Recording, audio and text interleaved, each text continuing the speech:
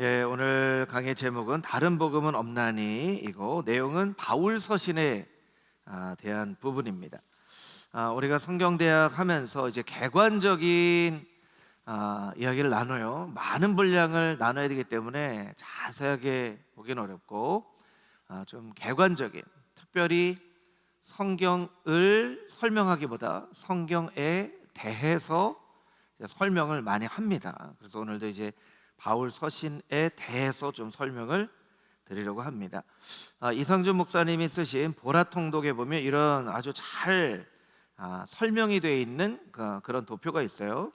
그래서 복음서는 4권이죠. 마태, 마가, 누가, 요한 이렇게 되어 있습니다. 역사서는 1권, 사도행전이에요. 복음서는 맨 밑에 보니까 저자의 이름으로 이름이 붙여졌어요. 사도행전은 바울이 쓴 게 아니죠. 사도행전은 누가 썼죠? 사도행전은 누가 썼죠?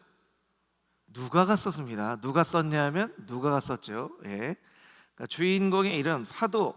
물론 이제 이 사도는 예루살렘 중심으로 하는 그런 사도들, 또 사마리아를 중심으로 하는 빌립, 또 열방으로 복음 전하는 사도 바울, 그런 사도들의 이름이라고 할 수 있겠죠. 서신서는 2개로 나뉩니다.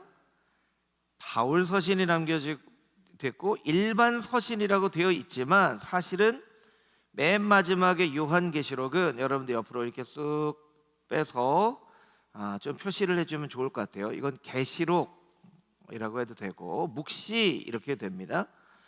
그래서 일반 서신은 9권이라기보다 8권으로 보면 좋을 것 같고요. 순서로 보면요, 여러분 순서로 보기가 굉장히 쉬워요.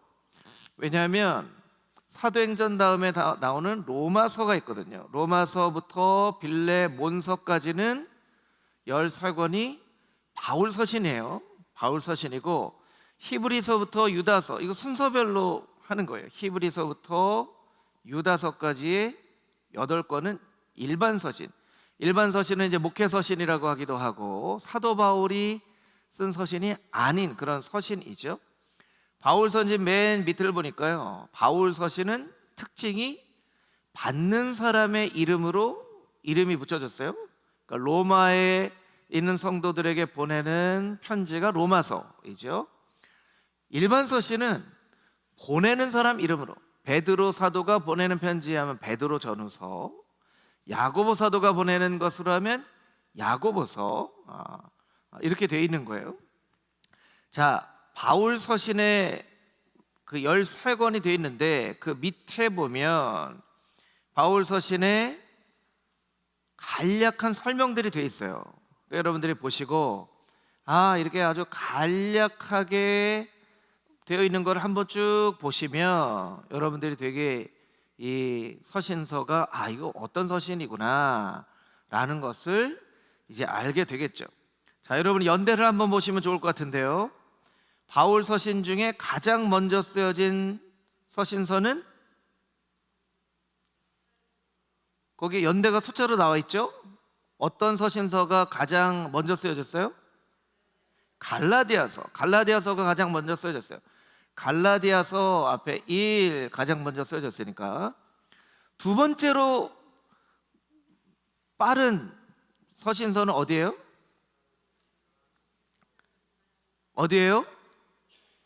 데살로니가 전후서죠. 그러니까 순서로는 뒤에 나와 있지만 살 전, 살 후, 요 앞에다가 이렇게 써주시면 좋을 것 같아요. 자, 3번째로 빨리 쓴 서신서는 어느 서신이죠? 그렇죠. 고린도 전후서, 로마서가 55년, 56년, 57년 이렇게 돼 있어요. 그래서 로마서, 고린도 전서, 후서가 이렇게 3 이렇게 해놓으시면 돼요. 이게 이제 빨리 쓴 순서이기도 하지만 왜 여러분들에게 이렇게 표시를 하려고 했냐면 사실은 갈라디아서는 1차 전도 여행 후에 쓴 서신서예요. 1차 전도 여행 때는 서신서를 쓰지 않았어요. 자, 여러분에게 설명을 한번 질문해 보겠습니다. 1차 여행 때는 왜 편지를 쓰지 않았을까요? 1차 여행 때는 왜 쓴 편지가 없을까요? 처음 만나는 사람들이니까. 이게 처음 만나는 사람들이에요. 그러니까 서신서가 처음 만나는데 어떻게 편지를 써요? 처음 만나고 돌아와서 데살로니가 전 후서는 2차 전도 여행 때 쓴 서신서예요. 그러니까 순서별로도 두 번째로 빨리 써졌지만 2차 전도 여행 이렇게 기억하시면 돼요. 2차 전도 여행. 1차 전도 여행을 갔다 와 보니까 복음을 전한 데살로니가에 있는 교인들에게 뭔가 편지를 쓰고 싶은 거예요. 그 편지를 썼어요. 2차 전도 여행 하면서 편지를 썼어요. 이게 이제 데살로니가 전 후서라는 거예요. 자, 그러면 세 번째로 쓴 로마서, 고린도 전후서는 몇 차 전도 여행 때 쓴 걸까요? 이렇게 다 가르쳐 드렸는데도 모르세요? 3차 전도 여행 때 쓴 거예요. 3차 전도 여행 때. 그러니까 이렇게 기억하시면 좋다라는 거죠. 물론 순서는 고린도 전후서가 55, 56, 57 이렇게 됐지만 연도를 외울 필요는 없어요. 세 가지. 갈라디아서를 제일 먼저 썼다. 그 다음에 데살로니가 전후서 2차 전도 여행 때, 고린도 전후서하고 로마서는 3차 전도 여행 때. 여러분들이 이렇게 하시면 좋을 것 같고요. 자, 우리가 너무나도 잘 아는 사도 바울이 로마의 셋집 감옥에 갇힙니다. 그래서 그 감옥에서 쓴 서신서가 4권이 있죠. 이걸 무슨 서신이라고 그러죠? 옥중서신이라고 그래요. 어떤 서신서가 옥중서신이죠? 4권 한번 말씀해 보세요. 옥중서신 크게 말씀해 보세요. 어떤 서신이에요? 에베소서, 빌립보서, 골로새서, 저 밑에 가서 빌레몬서. 빌레몬서는 순서상은 바울 서신 순서, 성경의 순서상은 맨 끝에 있지만 시간상으로는 에, 빌, 골, 몬 요거를 이제 옥중 서신이라고 한단 말이에요. 그러니까 이걸 4개를 동그라미를 쳐놓으시면, 성경은 제가 이제 성경 대학을 하는 이유도 여러분에게 설명을 드렸지만 정리를 하기 위한 거예요. 우리가 이미 성도님들이 많이 알고 계세요. 여태까지 신앙생활하면서 설교나 강의를 얼마나 많이 들었어요. 그런데 정리가 잘 안 돼 있단 말이에요. 그러니까 정리를 하셔야 돼요. 그래서 이렇게 순서상으로는 이렇게 돼 있고 옥중서신. 자, 그러면 한번 세볼까요? 하나, 둘, 셋, 넷, 다섯, 여섯, 일곱, 여덟, 아홉, 열. 바울 서신은 몇 권이라고 말씀드렸죠? 13권. 자, 그럼 3권만 우리가 기억하면 돼요. 3권은 디모데와 디도한테 쓴 서신이에요. 그러니까 디모데, 전, 후, 디도서. 이 중에 이제 디모데 후서가 가장 늦게 쓴 서신서지만, 이렇게 하면 이제 바울 서신이 헷갈리지 않고 잘 정리가 되겠죠. 그러니까 여러분들이 요 옆에다가 표시를 해주시고 이렇게 아시면 될 것 같아요. 그 뒤에 일반 서신은 그냥 여러분들이 많이 읽으면서 익숙해져야 돼요. 히브리서, 야고보서, 베드로 전후서, 요한 1, 2, 3서, 유다서. 적어도 신앙생활을 10년 이상 하면 성경 찾을 때 당황하지는 말아야 될 것 같아요. 이게 어디 있는 거지? 이게 뭐 어디 있는 거지? 요새는요, 몇 페이지를 안 알려드리면 못 찾는 분들이 있어요. 이건 참 우리가 자존심을 걸어야 됩니다. 자존심 상하게 생각해야 돼요. 야, 내가 신앙생활 10년을 이상을 했는데 성경책을 못 찾는구나. 그럼 집에서 창세기, 출애굽기, 레위기 이 노래를 부르시든지, 아니면 성경대학을 하면서 여러분이 잘 정리를 하셔서 적어도 어디에 무슨 책이 있는지는 우리가 알 필요가 있다. 바울 서신에 대해서 이렇게 설명을 드린 거예요. 자, 다음 장으로 한번 넘겨보도록 하겠습니다. 제가 설명을 중간중간에 드린 적이 있지만 중요한 것은, 여러분 우리의 신앙생활에 여러분 믿음에 가장 중요한 게 2가지가 있다고 했는데 여러분 기억나시는 분 있는지 모르겠어요. 믿음에 가장 중요한 거 2가지. 자, 이것을 마치신 분은 제가 책을 선물로 드릴게요. 가장 중요한 거 첫 번째 큰 소리로 말씀해 주세요. 손을 들으셔도 되고. 우리 유영수 원장님 말씀하신 것 같은데 믿음의 대상이 중요합니다. 또 두 번째 중요한 거는 믿음의 근거가 중요합니다. 제가 유영수 권사님에게 책 선물 드릴게요. 예. 그래서 믿음은 대상이 중요해요. 믿음의 대상. 그래서 제 친구 목사님이 좋은 책을 썼는데 그 책에 있는 내용을 다음 주에 좀 설명을 드리려고 합니다. 믿음과 신앙과 신조와 이런 것이 뭐가 차이가 있는가? 신앙 고백을 한다고 하지만 믿음 고백이라고 하진 않잖아요. 그렇죠? 미묘한 차이가 있어요. 영어로는 다 faith라고 되어 있지만 차이가 있어요. 믿음은 대상이 중요합니다. 그래서 믿음이 없이는 하나님을 기쁘시게 하지 못하나니 그에게 나아가는 자는 반드시 그가 계신 것과 그냥 창조주 하나님으로 계신 것을 믿어야 돼요. 복 주시는 하나님 믿는 게 아니라 나의 일이 잘 풀리게 하시는 하나님 믿는 게 아니라 그냥 하나님이 계신 것과 그 하나님은 어떤 하나님이면 성경에 기록되어 있는 하나님을 알아야 돼요. 여러분, 이 모든 것이 사실은 성경을 근거한 것인데 오늘날은 우리가 신앙생활을 하기가 좋아요. 왜냐하면 뭐가 헷갈리거나 아니면 어떤 사람이 좀 신앙이 이상한 것 같은데 그러면 판단할 수 있는 기준이 있잖아요. 기준. 판단할 수 있는 기준은 뭐예요? 판단할 수 있는 기준은 뭐예요? 성경을 가지고 판단을 하면 돼요. 그런데 여러분, 성경은 한 400년, AD 400년 전까지는 이것이 성경 이렇게 정해지지 않았거든요. 그러니까 그때 있는 사람들은요, 뭐가 잘못되면 이걸 판단하고 구분을 할 방법이 없는 거예요. 우리 디모데후서 말씀처럼 모든 성경은 하나님의 감동으로 된 것으로 하잖아요. 그런데 여러분, 디모데후서가 사도 바울이 그냥 디모데한테 쓴 편지 이렇게 여겨지는 때가 있었단 말이에요. 그러면 그때에는 사람들이 무엇을 근거로 이것이 성경이라고 생각했는가, 이런 것들을 우리가 좀 생각을 할 필요가 있다라는 거예요. 자, 한 번만 더 설명을 드리면 구약에 성경들이 많이 있었어요. 이제 오늘날 우리가 성경이라고 하는 모세오경도 있고 또 다윗의 시편도 있고 솔로몬의 전도서도 있고 뭐 잠언도 있고 또 계시록도 있고 한단 말이에요. 그런데 이 모든 것들이 성경이라고 딱 정해져 있지 않을 때에 제가 한 세 번째 강인가 네 번째 강의 때 설명을 들었는데, 알렉산더 대왕이 죽고 나서 이게 너무나 넓은 영토인데 이걸 다스릴 사람이 없으니까 이제 네 파트로 나눠서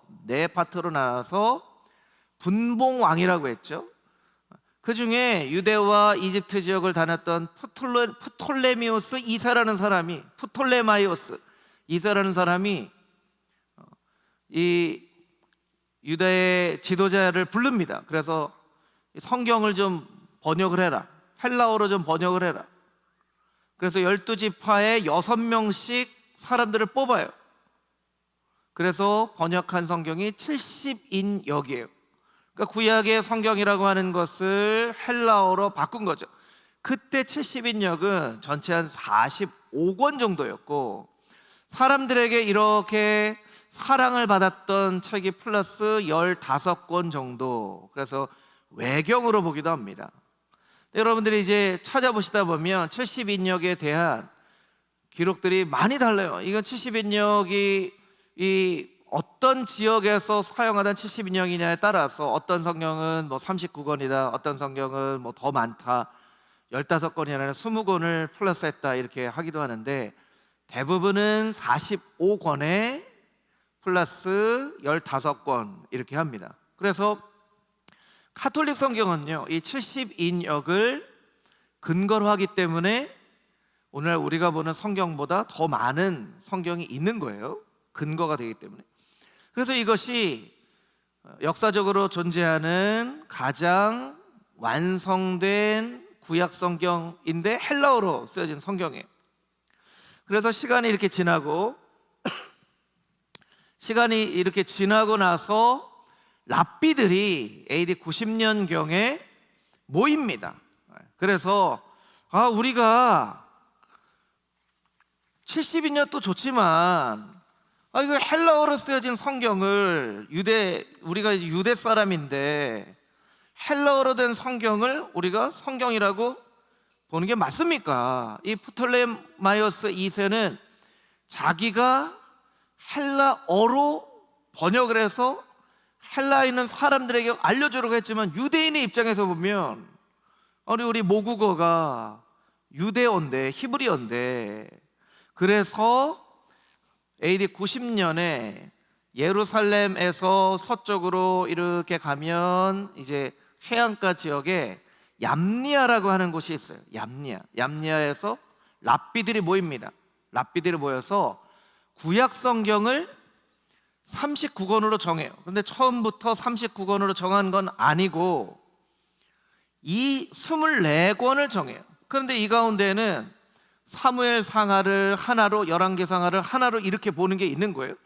그래서 나중에 한 300년 경쯤에 내용은 똑같지만 이렇게 나눠서 39권으로 확정이 되는데, 그래서 구약 성경은 90년경에 랍비들이 그때 39권 정한 게 아니고요, 24권으로 정했는데 이게 이제 구약 성경이 탄생을 한 거예요. 구약 성경이라는 말이 탄생을 한 거죠. 성경이라는 말이 탄생을 한 거예요. 그리고 한참 뒤에 카르타고라는 곳에서, 신약 성경은 397년에 카르타고라는 곳에서 신약 성경 27권을 성경으로 정합니다. 성경으로 정해요. 자, 이 역사를 좀 아는 게 중요합니다. 여러분 그 밑에 적어놨지만 구약 성경을 이렇게 39권으로 정한 것은 무엇이냐면, 예루살렘 성전이 회파가 돼요. 70년경에. 그러니까 구약 성경을 유대 랍비들이 정할 수밖에 없었던 이유는 성전 중심의 신앙에서, 이때까지는 유대인들이나 크리스찬들이 다 성전 중심의 신앙에서 경전 중심의 신앙으로 바뀌어지는 거예요. 성전이 다 무너졌으니까. 성전이 중요하지만 이제는 성전이 무너졌어요. 우리가 뭘 붙잡아야 되는데 하나님 말씀을 붙잡아야 되겠구나. 그렇게 된 거예요. 그리고 신약 성경이 27권이 확정됐다는 것은 조금 뒤에 설명을 드리겠지만, 우리가 성전에서 말씀을 하는 삼위 일체 하나님을 믿는 믿음의 대상이 누구냐면 삼위일체 하나님이라는 것을 이때부터 사람들이 확실하게 생각을 하기 시작한 거예요. 왜냐하면 그때까지만 해도 어떤 사람은 예수님이 그냥 잠깐 짠 하고 나타나는 거 보였지만 가짜로 나타났다 하는 가현설이라는 그런 이론도 있었고요. 또 아리우스라고 하는 사람은 예수님의 신성보다 예수님은 인간이다 이렇게 설명을 하는 사람도 있었고요. 경교 아시죠? 중국의 경교는 네스토리우스라는 사람이 주장한 그것이 채택이 되지 않고 이단위로 돼서 이 사람이 쫓겨가서 중국까지 간 거예요. 이 사람은 어떤 이야기를 했냐면, 예수님께 신성도 있고 인성도 있는데 이거는 하나 된 성품이다. 그러니까 단성론이라는 얘기를 합니다. 조금 어려울 수도 있는데, 그런데 그 당시에는 많은 사람들은 예수님은 신성도 인성도 가지고 계신 분이다라고 이야기를 했거든요. 그러니까 이런 수없이 많은 예수님에 대해서, 성령님이 아버지로부터 오시는가 아버지와 아들로부터 오시는가, 이런 수없이 많은 논쟁들을 겪어가면서 삼위일체 하나님을 믿는 신앙으로서의 성경이 이제 완성이 된 거예요. 그래서 여러분 가지고 계신 자료에 보면 구약 성경은 사실은 이때 당시에는 성경이라고 정하기가 어렵지 않아요. 왜냐하면 하나님께서 직접 계시를 내리시던 때니까. 왜냐하면 이사야서 같은 데 보면 하나님께서 나타나세요. 하나님께 말씀하세요. 아모스서 같은 거 보니까 내가 뽕나무를 잘 키우고 있었는데 하나님이 나에게 말씀하셔서, 하나님이 막 직접 말씀하시니까, 하나님의 말씀하신 기록을 가지고 말씀을 기록하니까 이게 하나님의 말씀이다 라는 것이 분명한 거예요. 그리고 그것이 이제 전통을 따라서 내려오다 보니까 이 39권을 정하기는 어렵지 않았단 말이에요, 생각만큼. 그런데 이 신약 성경이 전에 결정되기까지 한 300년의 시간은 정말 너무나 많은 일들이 있었어요. 너무나 많은 일들이 있었어요. 그래서 이때는 이거는 성경으로 봐야 돼, 이건 성경으로 보지 말아야 돼, 이런 논란들이 많이 있었단 말이에요. 그래서 기준이 되는 것은 무엇이냐면 증언이죠. 증언. 누구에 대한 증언일까요? 예수 그리스도에 대한 증언. 예수 그리스도에 대한 증언. 그래서 그 밑에 보면 요한복음 20장 31절 말씀이 있는데 우리 같이 한 목소리로 읽어보도록 하겠습니다. 시작.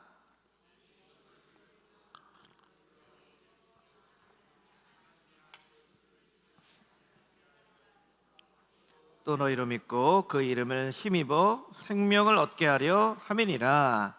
아멘. 요한복음을 기록한 목적에 대해서 이야기를 하고 있어요. 이걸 기록한 이유가 있다.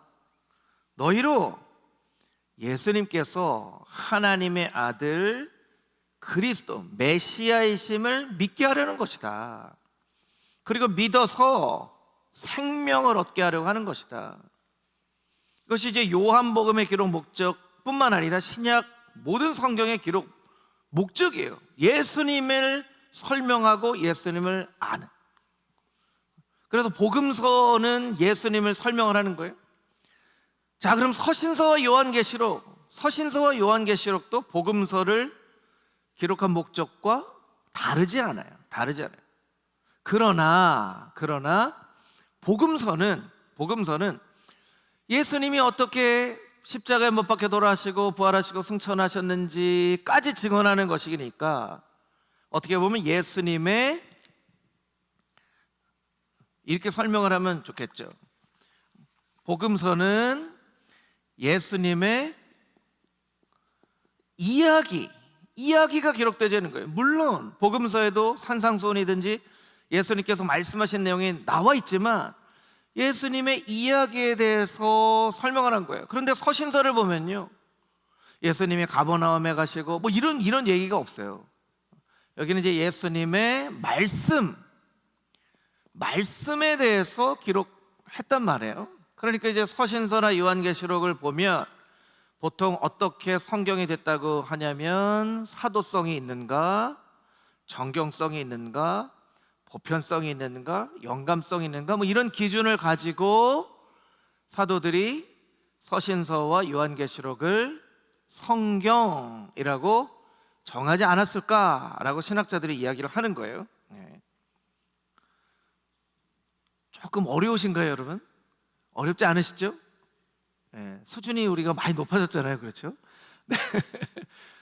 여러분들이 여기까지 이렇게 쭉 들으시면 돼요. 지금 이걸 설명을 드리려고 이 설명을 제가 열심히 한 거예요. 뭘 설명을 하는 것이냐면 바울 서신이잖아요, 오늘 주제가. 저는 이런 생각을 했어요. 이런 생각을 하면서 사실은 성경대학의 최대 수혜자는 저예요. 왜냐면 제가 이 강의를 하려고 책을 정말 많이 찾아보고 읽어보거든요. 제가 훨씬 많이 공부하고 제가 훨씬 많은 의뢰를 받아요. 제가 이런 질문을 했어요. 바울의 편지가 어떻게 성경이 됐을까? 여러분, 바울만 편지를 썼나요? 아니죠. 앞에 보니까 베드로도 쓰고 요한도 쓰고 썼잖아요. 바울의 바울이 글을 너무나 잘 써서 그런 걸까요? 여러분, 그 당시에 글들을 보면요, 아주 수사하기 바울의 글보다 훨씬 더 수려한 그런 글들도 있어요. 근데 제가 이제 그런 질문을 한 거예요. 그냥 바울의 글이라고 여겨질 수 있는데, 이게 여러분, 바울의 글하고 성경은 너무나 큰 차이가 있는 거거든요. 근데 바울이 테살로니가 교인들에게 니네 예수님 좀 잘 믿어, 나중에 예수님께서 이렇게 다시 오실 거야, 이런 글 썼는데 이게 어떻게 성경이 되냐는 거예요. 고린도에 있는 사람들에게 니네 좀 싸우지 마라 좀. 바울파나 아볼로파 개박 그게 뭐냐, 우리는 다 예수님 안에서 하나다. 좀 믿음이 연약한 사람들 좀 힘들게 하지 말고 그 사람들 좀 예수님 믿을 수 있도록 너무 율법적으로, 예수님 처음 믿는 사람들이 어떻게 그렇게 처음부터 변화된 삶을 살겠어. 그렇게 쓴 편지가 어떻게 성경이 됐냐는 거예요. 성경이. 여러분, 그 관점으로 이 내용들을 좀 들으시면 좋을 것 같아요. 제가 아까 제 친구가 썼다고 하는 좋은 책이 있다고 말씀드렸죠. 이게 양정호 교수님, 지금 장신대 교수님인데요, 신앙 무엇을 믿는가라는 책이에요. 이 책에 보니까 이런 설명이 되어 있어요. 여러분 잘 한번 보시면 좋을 것 같아요. 제가 천천히 읽어드릴게요. 유대교와 그리스도교, 기독교와의 관계,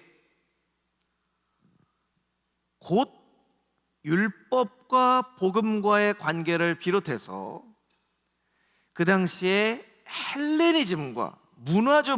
헬레니즘은 기독교와의 관계, 밑에 설명이 되어 있습니다. 문화와 복음과의 관계 등 교회에서 발생한 여러 가지 문제들을 해결할 방법들을 교회에 가르치기 위해서 편지를 쓴 내용들이 바로 사도 바울의 바울 서신입니다. 그러니까 좀 이해가 되는 거예요. 사도 바울이 살았던 이 시대는요, 헬레니즘이라고 하는, 이게 이제 여태까지도 놀라운 거예요. 헬레니즘이란 문화와 그 작은 이스라엘 사람들이 만든 문화와 사상, 헤브라이즘이라고 하죠. 이게 막 부딪히는 거예요. 문화와 복음이 부딪히는 거예요. 사람들의 관계가 부딪히는 거예요. 조금만 달라도 문화가 다른데, 에베소의 문화가 다르고 고린도의 문화가 달라요. 사도 바울의 복음 전하는 데 보면 베레아 같은 데는 사람들이 참 신사적이었다라고 얘기를 하잖아요. 그렇죠? 이고니온 같은 데는 막 사도 바울을 막 돌로 쳐서 죽이려고 해요. 그러니까 사람마다 문화가 달라요. 여러분, 우리나라도 이렇게 작은 땅인데 경상도하고 전라도하고 다르잖아요. 그렇죠? 충청도하고 또 달라요. 충청도는 느리게 얘기하는 것 같은데 핵심을 딱 집어서 얘기한단 말이에요.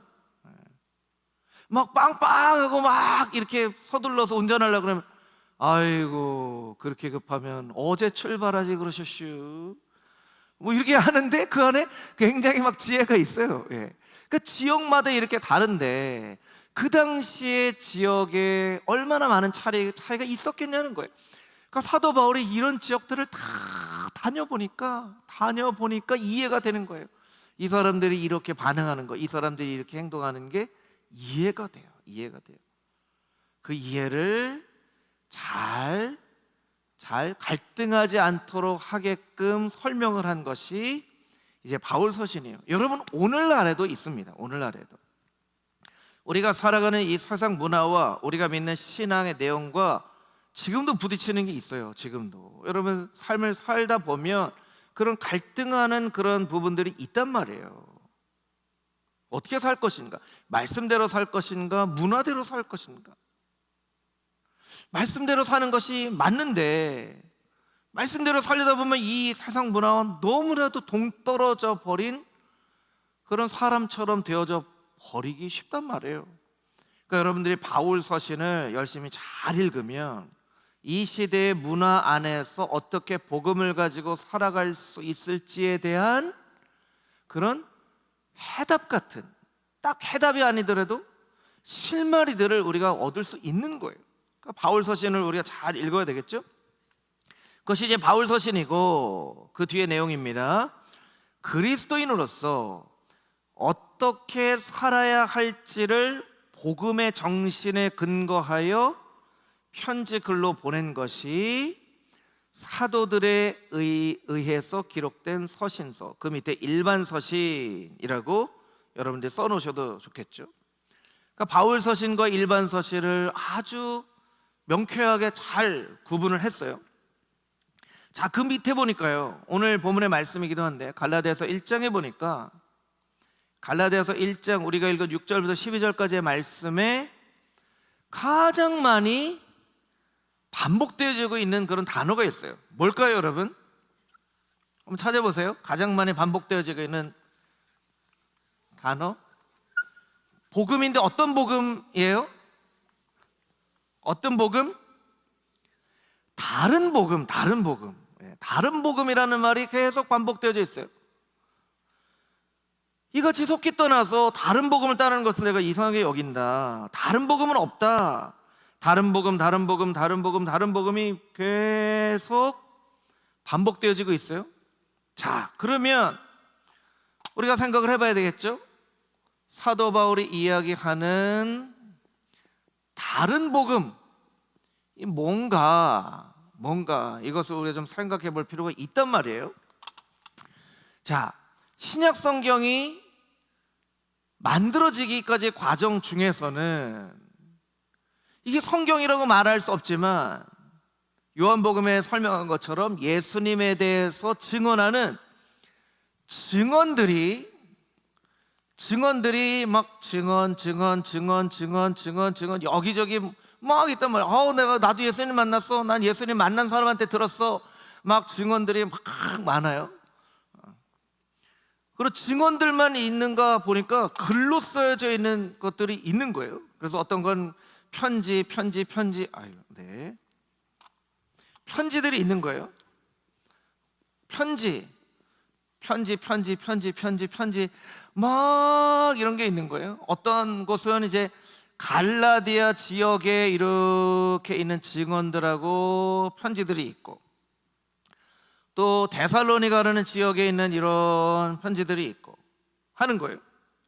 그런데 그 가운데 보니까 이거 맞는 것 같고 저 사람 말은 조금 다른 것 같긴, 다른 복음 이 있는 거예요. 그러니까 생각을 한 거예요. 이거 이렇게 하면 기준이 없는데 기준을 좀 세워야 되겠네 라고 생각을 한 거예요.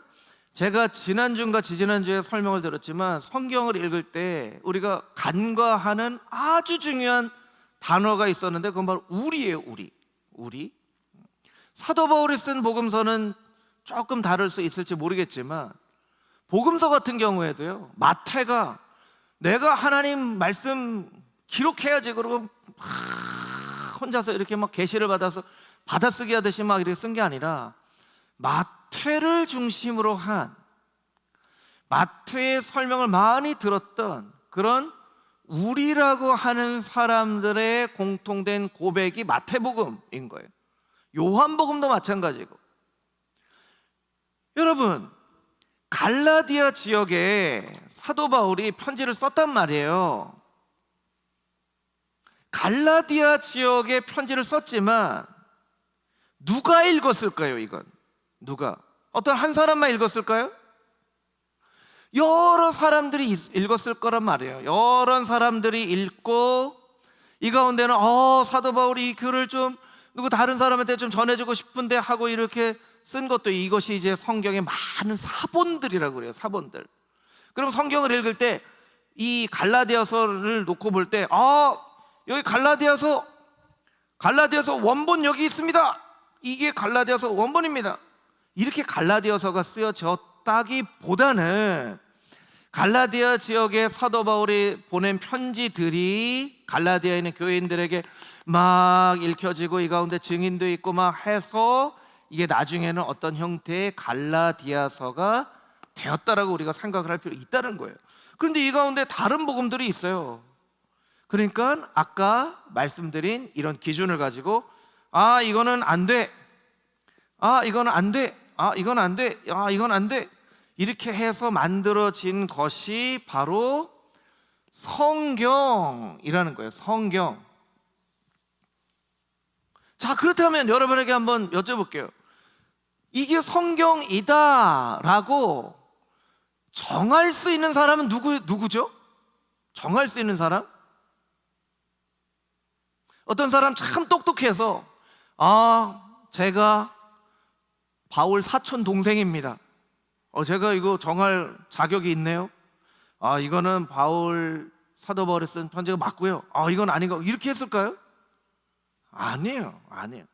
그래서 그 당시에 공의회라는 것이 중요합니다. 공의회. 이건 사도행전 15장에 나와 있지만, 그때는 이방인들에게 복음을 전하는 것을 가지고 공의회가 모였죠. 그게 첫 번째 공의회예요. 첫 번째 공의회. 그리고 아까 90년에 얌니아라는 곳에서도 모였는데, 이것도 공의회라고 할 수 있는데, 뭘 여러분에게 설명을 드리려고 하냐면, 여러분 예전에는 기독교가 초대교회 때 로마의 핍박을 받았나요? 안 받았나요? 이거 얼마나 대답하기 쉽게 제가 질문해요. 받았어요. 언제부터 안 받기 시작했죠? 콘스탄티나이라고 하는 황제가 싸움을 나가는데 하늘에 십자가 모양의 구름이 있어서 이걸 의지하고 싸워서 이겼단 말이에요. 그리고 나서는 이게 뭐냐, 이렇게 기독교의 상징인 거예요. 그래서 기독교인들 핍박하지 마라 하고 기독교 신앙의 자유를 선포한 것이 313년에 밀라노 칙령이라는 거예요. 밀라노 칙령. 그리고 콘스탄틴 황제가 중요하고요. 그 다음에 황제 테오도시우스라는 황제가 중요한데, 테오도시우스는요 397년쯤에, 제가 숫자를 한번 볼게요. 제가 또 틀릴 수가 있으니까. 379년입니다. 잘 봤네요. 379년. 379년에 큰 병에 걸려요. 큰 병에 걸리고 났는데 기독교 신앙으로 그 병을, 죽을 병이었는데 나아요. 그러고 나서는 기독교를 국교로 삼죠. 국교로 삼는다는 것은 이제 태어나는 로마 사람들은 다 태어날 때부터 기독교인이 되는 거예요. 그래서 이 당시를 보면요, 유아 세례 증서가 출생 신고서를 대신했던 그런 때도 있어요. 그러니까 유아 세례 잘 받아야 되겠죠? 출생 신고서 대신했어야 될 때 있는 거예요. 그러니까 이 전에 있는 공회들은 막 핍박을 받으면서 했는데, 그 다음부터는 거기에 나와 있는 325년에 니케아 공의회라는 그 공의회는요, 야, 기독교 지도자들 다 모여 하고 누가 얘기를 했냐면 콘스탄틴 황제가 모이라고 한 거예요. 콘스탄틴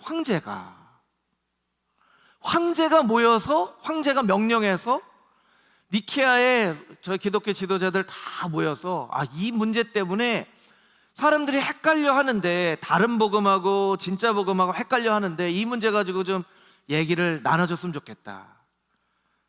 그래서 니케아 콘스탄티노플 회의가 325년 381년인데, 이때에 우리가 사도신경이라고 하는 그 신조의 모델 같은 신조가 만들어진 거예요. 크리스찬들은 이러한 내용들을 함께 고백하는 사람이어야 됩니다.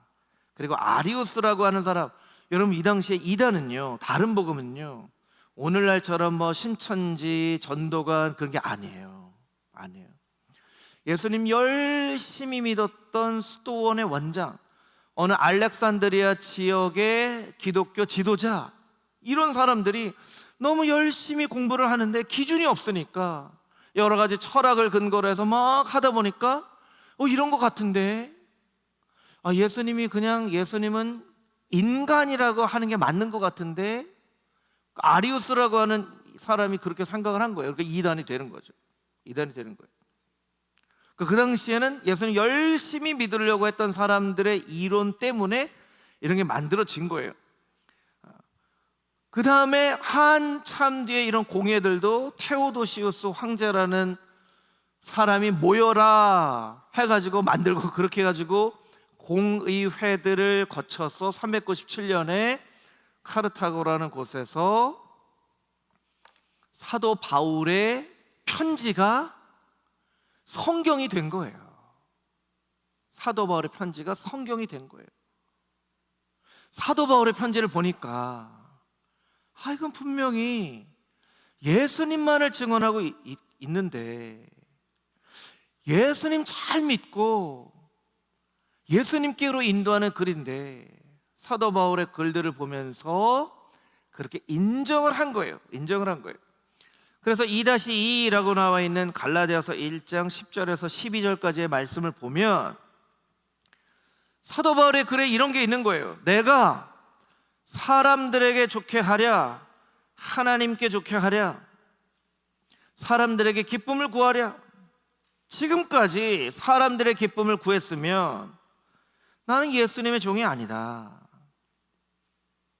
내가 전한 복음은 사람의 뜻에 따라 된 것이 아니라 12절, 우리 12절만 같이 한번 큰 소리로 읽어보도록 하겠습니다. 시작.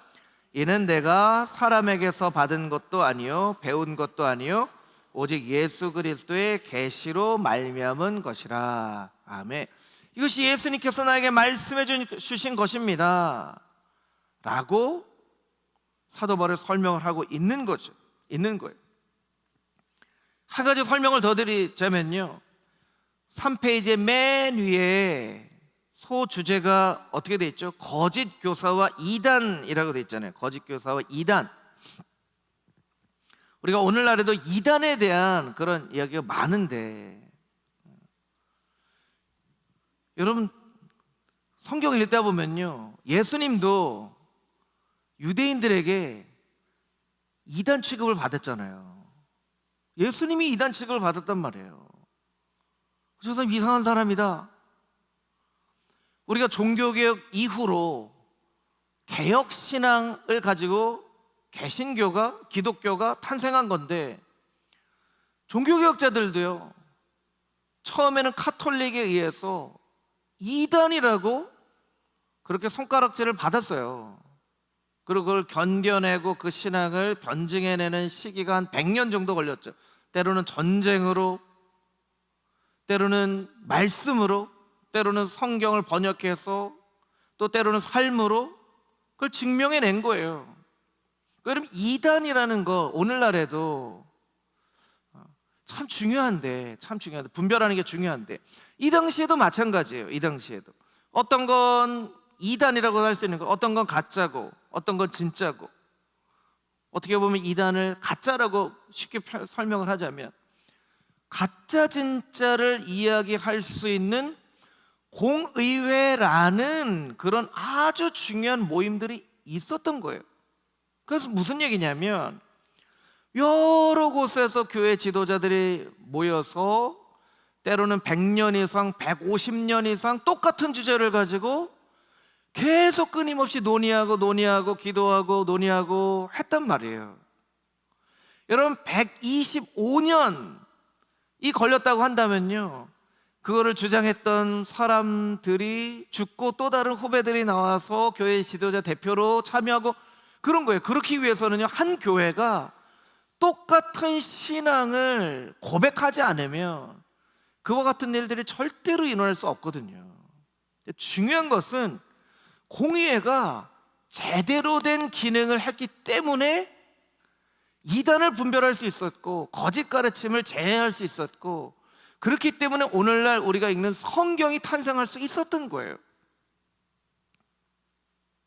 여러분, 오늘날 많은 교단과 교파가 갈라졌죠. 오늘날은 이와 같은 공회를 모일 수가 없어요. 사실은 모이기가 힘들어요. 지금도 이제 올해 로잔 대회를 하지만, 로잔 대회가 있고 WCC 대회가 있고, 그 주제도 또 달라요. 주제도 또 달라요. 그게 무슨 얘기냐면, 오늘날은 이렇게 기독교 안에 정화 기능을 할 수 있는 기능이 너무너무나 약해져 있어요. 약해져 있어요. 그렇기 때문에 한국에서는 이단이라고 하는 어떤 종파가 미국에서는 이단이 아닌 경우도 있고, 어떤 경우는 신앙의 잘못된 그런 가르침 때문에 이단이 되는 그런 사람도 있죠. 신천지 같은 경우, 안상홍, 이거는 분명히 이단이에요. 근데 어떤 경우에는 이거 이단으로 봐야 되는지 보지 말아야 되는지에 대한 부분들이 좀 명확하지 않은 그런 부분들도 있어요. 그러니까 결론적으로 여러분에게 뭘 말씀드리려고 하냐면, 그렇기 때문에 성도들이 삶 속에서 이런 이단의 어떤 가르침이나, 요새는 유튜브만 봐도 이게 무슨 유튜브인지 모르는 그런 내용들이 너무나 많이 나오잖아요. 이런 가르침에, 잘못된 가르침에 잘못된 생각을 갖지 않기 위해서는요, 성경을 열심히 읽어야 돼요. 열심히. 이 당시에는 성경을 정할 때까지는 그 교회 지도자들이 이런 정화의 기능을 했단 말이에요. 근데 지금은 이제 그러지 못하니까, 여러분, 예수교 장로의 통합 총회를 위해서도 여러분이 많이 기도해 주셔야 돼요. 지금 여러분들이 아시는 분들은 많이 아시겠지만 아주 큰 논란, 올해 안에 어떻게 이 통합, 즉 저희가 속한 교단이죠, 교단의 총회가 어떻게 될지 사실은 참 상상할 수 없는 지금 상황 가운데 있어요. 막 총회가 사실은 어떻게 될지, 막 분열이 될지 어떻게 될지 몰라요. 지금 그런 상황 가운데 있어요. 그런 상황 가운데 성도들이 할 수 있는 일은 무엇이냐면, 하나님 말씀을 열심히 읽고 말씀에 근거하여서 믿음을 잘 지켜가야 돼요. 왜 그렇게 잘 지켜가야 되냐면, 여러분, 하나님의 말씀에는 능력이 있기 때문에 그래요. 여러분, 하나님 말씀에 능력이 있다는 것을 우리가 믿음으로 고백하지 않으면 하나님 말씀 읽을 필요가 없어요.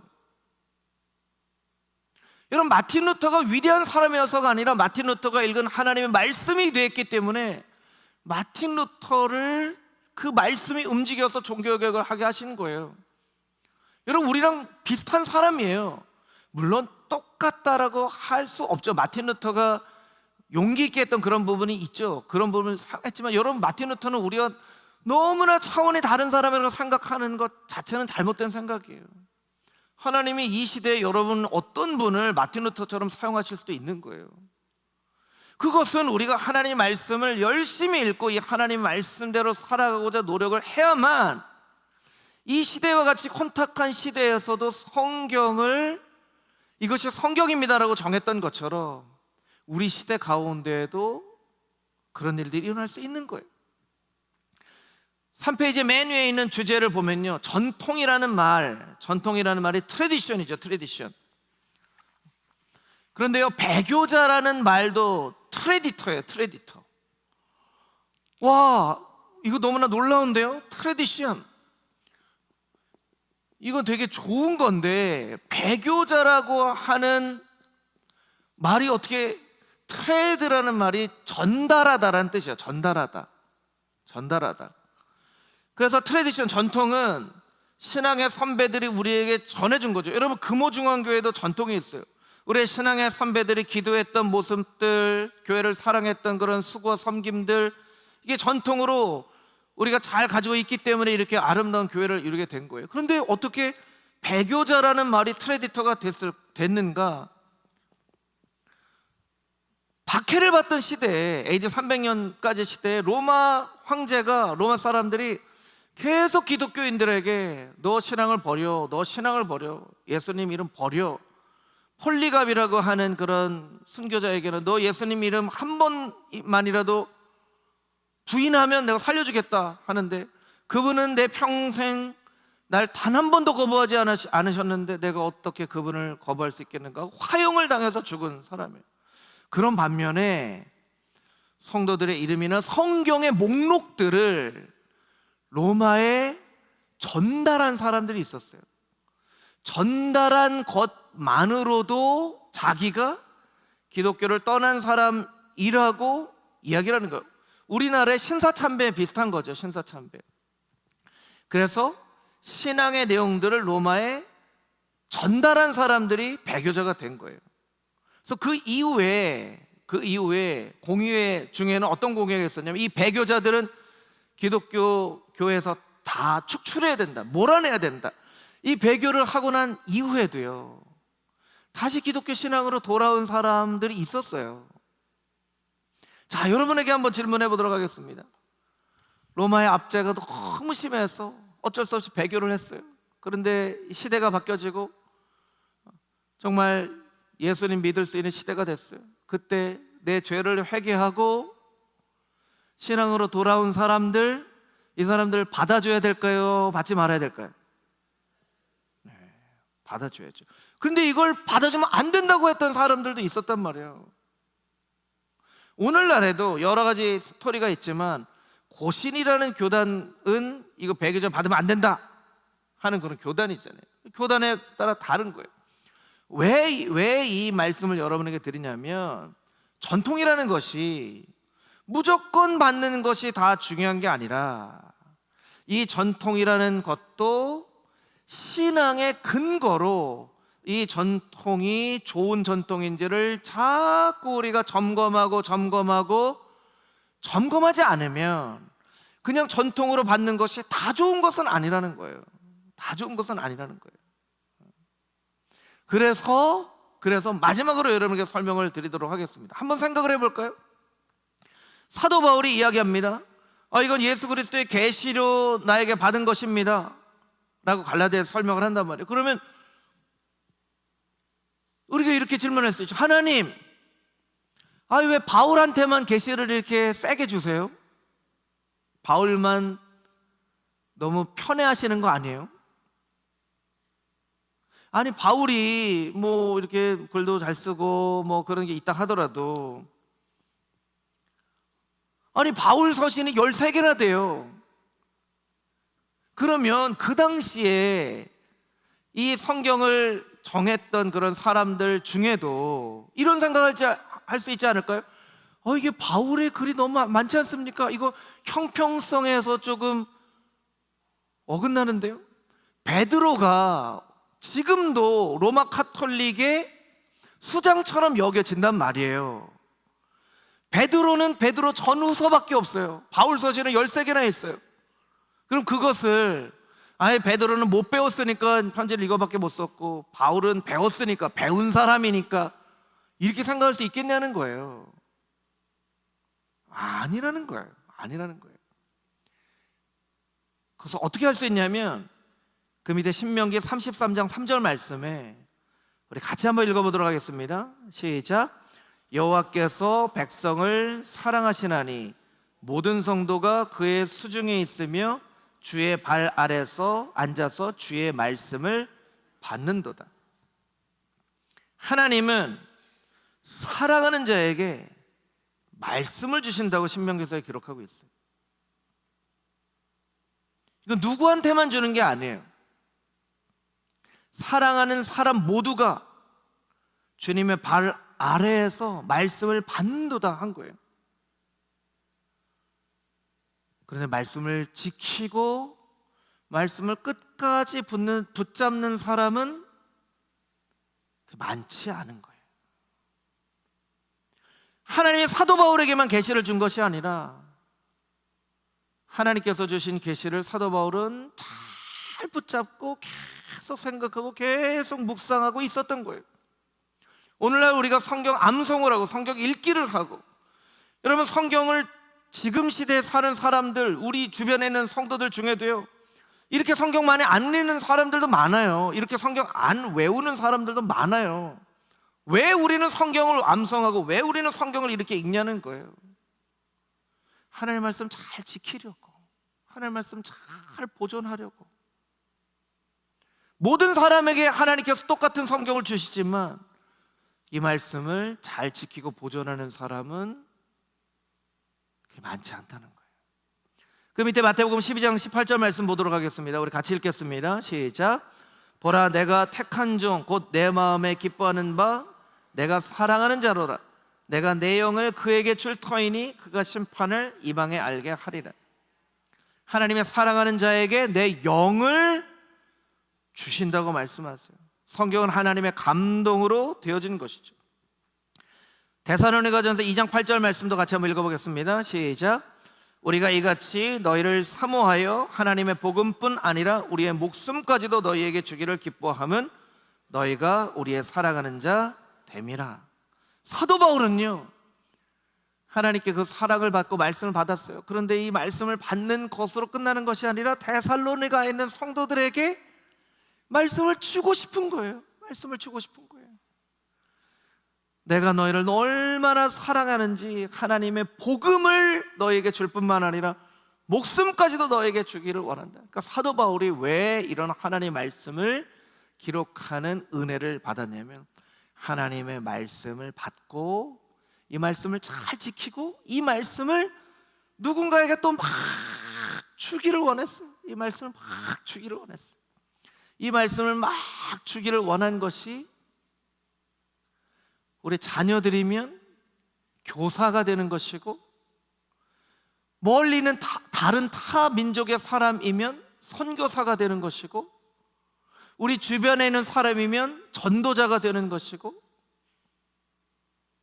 교회 안에서도 이제 신앙생활한 지 얼마 안 되는 사람들, 잘 인도하는 사람이 된다는 것은 여러분들이 신앙의 선배로서 그런 역할을 감당할 때 이런 일들이 일어나는 거예요. 그러니까 여러분이 말씀을 잘 받을 뿐만 아니라 누군가에게 이 하나님의 말씀을 잘 설명해 주려고, 사도 바울처럼 데살로니가인들에게 하나님 말씀 정말 줬으면 좋겠다, 목숨까지도 너한테 줬으면 좋겠다. 그러니까 하나님께서 사도 바울을 특별히 사용하시는 거예요.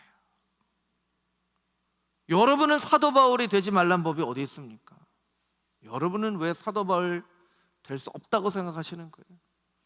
여러분, 이 말씀을 읽으면서 누군가에게 오늘 은혜 받은 말씀 한 구절이라도 괜찮아요. 오늘 은혜 받은 말씀 한 구절 자꾸 많은 사람들에게 알려주세요. 여러분 자녀들뿐만 아니라 여러분의 가족들, 여러분의 친구들한테도 내가 오늘 이 말씀 받고 너무 은혜 받았는데 이거 말씀 좀 같이 좀 은혜 받읍시다 하고, 그 가운데는 좀 싫어하는 사람들 있을 거예요. 이런 거 보내지 말아요. 그러면 어떻게 해요? 예, 알겠습니다 하고 그만 보내요? 또 보내요? 또 보내야죠. 또 보내야죠. 또 보내고, 말씀이 그 사람 가운데 역사하시더라. 그러면 처음에 막 싫다고 하다 어느 날 그 말씀이 그 사람에게 탁 열려지는, 시편 119편 130절 말씀에 주의 말씀을 읽을 때 밝은 빛이 나왔어. 그 어두움을 깨닫게 하시는도다. 말씀을 읽을 때 밝은 빛이 나와서 그 사람의 영혼을 깨닫게 하신다는 거예요. 그래서 마지막으로 골로새서 1장 13절 말씀에 보면 사도 바울이 결국에 원했던 것은 무엇이냐면, 너희가 믿음에 거하고 터 위에 굳게 서서 너의 들은 바 이 복음의 소망에서 흔들리지 아니하라. 이것이 사도 바울이 서신서를 쓰는 목적이 되는 거예요. 이것이 바울 서신입니다. 바울 서신의 내용을 하나하나씩 다 살펴보지는 않았지만, 여러분들이 어떻게 사도 바울의 글이 성경이 되었는가에 대한 말씀들을 잘 생각하시면서 여러분 주변에 있는 사람들에게 사도 바울처럼 말씀을 열심히 전할 수 있는 그런 인생들이 다 되시기를 주님의 이름으로 축복합니다.